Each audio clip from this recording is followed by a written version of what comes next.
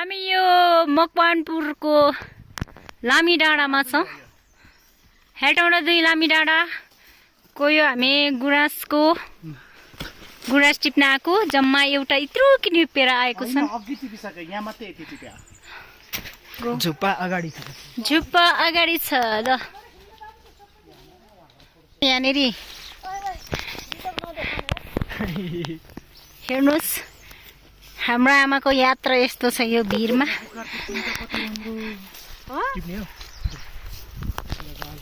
यस्तो छ हाम्रो मनिष भाइ र पुकार भाइको लाली गुराँस टिप्न जाने क्रम जारी छ। लाली गुराँस टिपाइ चाहिँ साह्रै यत्तिका धुलो लाग्यो। टुक्क माथि नजाऊ है, त्यति मात्र ल्याऊ।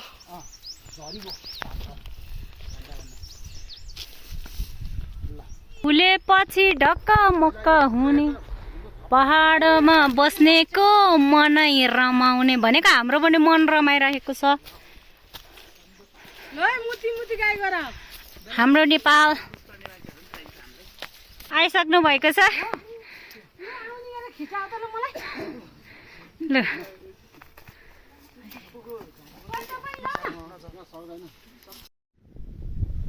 हेटौँडा जिल्लाको लामी डाँडा।